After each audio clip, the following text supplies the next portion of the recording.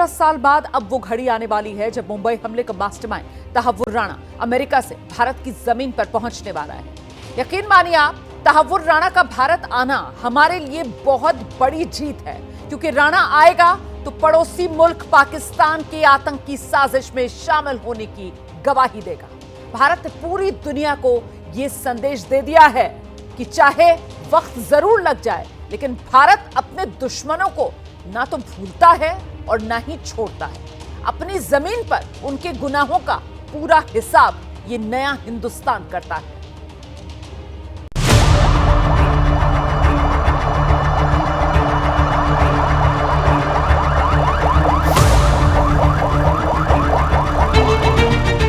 अब एक तरह से साफ होता जा रहा है कि मुंबई शहर के ऊपर ये आतंकवादी हमला है। 4 ब्लास्ट हो गए पिछले 5 मिनट में और आप देख सकते हैं, मेरे कैमरा मैन आपको दिखाएंगे फर्स्ट फ्लोर की खिड़की जो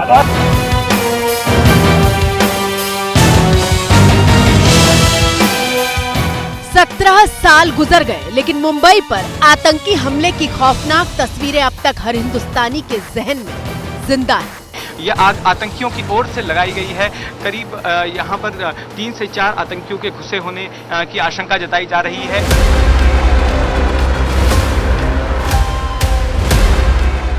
ताजमहल होटल में अभी भी आतंकी छुपे हुए हैं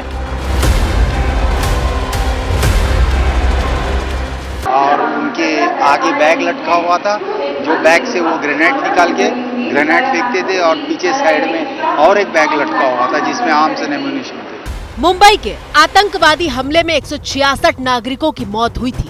17 साल बीत गए, लेकिन देश ना तो इस आतंकी हमले को भूला और ना ही हमले को अंजाम देने वाले आतंकवादियों को।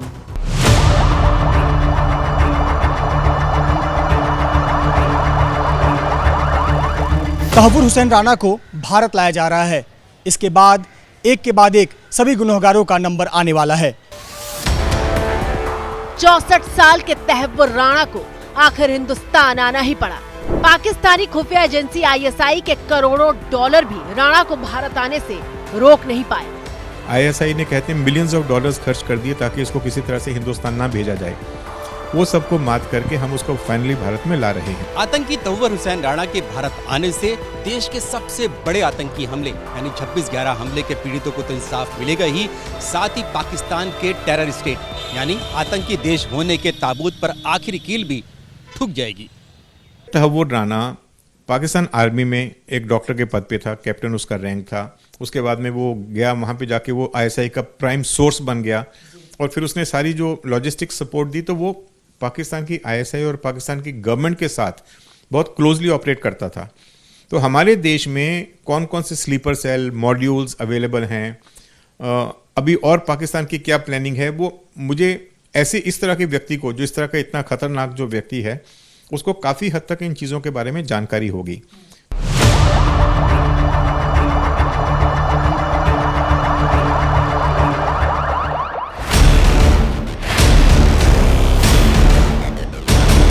तहव्वुर राणा ने भारत जाने से बचने के लिए बहुत हाथ पैर मारे, लेकिन उसकी कोई दलील काम नहीं आई।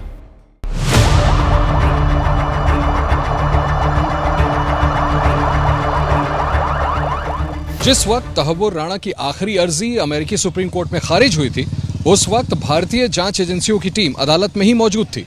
उसी वक्त से तहव्वुर राणा के प्रत्यर्पण की प्रक्रिया शुरू हो गई थी।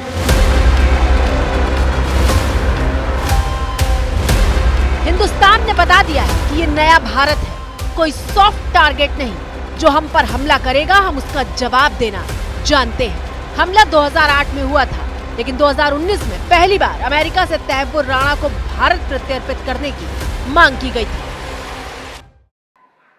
अब ये कहते हैं ये तो चुनाव वाला खेल है। जब सर्जिकल स्ट्राइक हमने पहली बार की, तब कहां चुनाव था भाई? ये हमारा सिद्धांत है, हम घर में घुस के मारेंगे। बहुत बड़ी सफलता है।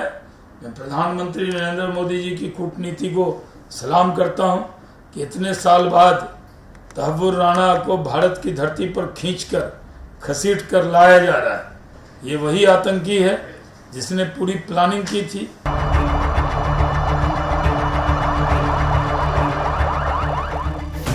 लंबी कानूनी दाव पेचों में उलझी प्रक्रिया के पूरा होने का पहला संकेत उस वक्त मिला जब इसी साल फरवरी महीने में देश के प्रधानमंत्री मोदी अमेरिका गए थे और अमेरिका के राष्ट्रपति डोनाल्ड ट्रंप ने ऐलान किया था कि भारत का गुनहगार तहव्वुर राणा उसे सौंपा जाएगा। I am pleased to announce that my administration has approved the extradition of one of the plotters and one of the very evil people of the world, and having to do with the horrific 2008 Mumbai terrorist attack, to face justice in India. So he's going to be going back to India. Tahawwur Rana के भारत आने की तैयारियां तेज हो चुकी हैं। खबर है कि दिल्ली में नेशनल इन्वेस्टिगेशन एजेंसी के मुख्यालय में तहव्वुर राणा से पूछताछ की जाएगी और इसीलिए एनआईए दफ्तर के आसपास सुरक्षा के इंतजाम पुख्ता कर दिए गए हैं। आप देख सकते हैं कि जो एनआईए का दफ्तर है उसके बाहर सुरक्षा बढ़ा दी गई है। पैरामिलिट्री फोर्सेस जो हैं उनको तैनात कर दिया गया है।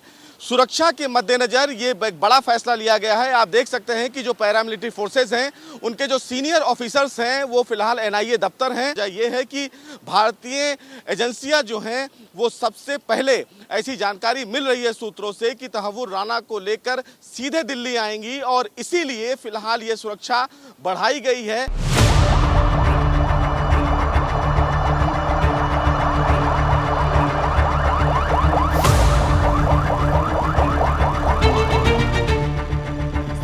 साल पहले साल 2008 26 नवंबर की वो रात मुंबई पर मौत बनकर नाची थी।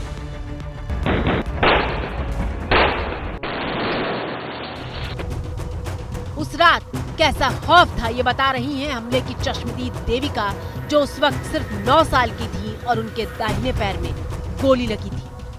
26/11 की रात को मुझे गोली लगी थी। मैं मेरे पापा मेरे भाई के साथ थी, पूना जाने वाली थी बड़े भाई को मिलने के लिए। तब मैं सीएसटी स्टेशन पे थी मेरे भाई मेरे पापा के साथ। जब कसाब की गोली आके मेरे राइट पैर में लगी, मेरे आंखों के सामने कई लोगों को मार दिया गया, कई लोगों को घायल कर दिया। वो रात मैं कभी भूल नहीं सकती और ना ही मैं भुला पाऊंगी। हॉस्पिटल में मैं करीबन 1.5 महीना एडमिट रही।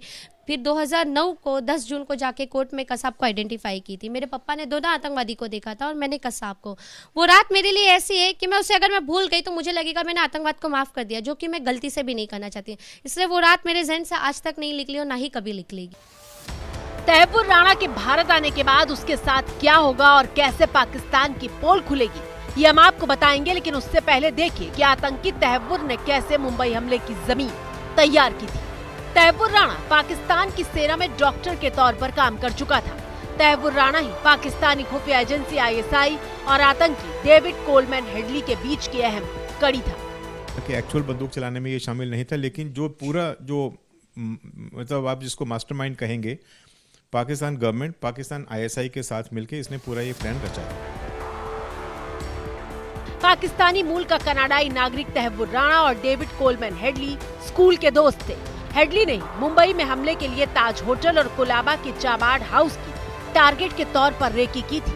हेडली के बनाए मैप के आधार पर ही पाकिस्तानी खुफिया एजेंसी आईएसआई ने अजमल कसाब और बाकी आतंकवादियों को हमले के लिए तैयार किया था। तहव्वुर राणा आईएसआई और आतंकी संगठन लश्कर-ए-तैयबा का सक्रिय सदस्य था। हेडली और तहव्वुर राणा के बीच हमले से पहले कई बार मीटिंग हुई थी। हमले से ठीक पहले दोनों मुंबई में आकर रुके भी थे। ये ताड़देव का एसी मार्केट है, जहां पर इसी मामले का एक और आरोपी David Coleman Headley Tahawwur Rana के कहने पर इमिग्रेशन लॉ सेंटर ऐसा एक ऑफिस उसने खोला था। ये ऑफिस उसने नवंबर 1, 2006 में खोला था और इस ऑफिस को फ्रंट बनाकर वो मुंबई में अलग अलग जगहों पर रेकी करता था। यहाँ से कुछ ही दूरी पर उसने अपने रहने के लिए भी घर किराए पर ले रखा था। वो चलकर आता जाता था, ऐसा उसने पूछताछ में बताया था। तो ये कार्यालय काफ़ी महत्वपूर्ण था डेविड कोलमैन हेडली के लिए, जिसके नाम के तले उसने अपनी पहचान छुपाई थी, रेकी करता था और इसकी जानकारी आतंकी संगठन को दिया करता था। हालांकि जांच में ये भी बात सामने आई कि डेविड कोलमैन हेडली ने इस ऑफिस में कभी भी किसी के लिए ट्रैवलिंग के लिए टिकट्स बुक नहीं किए, कभी किसी का वीज़ा नहीं करा के दिया।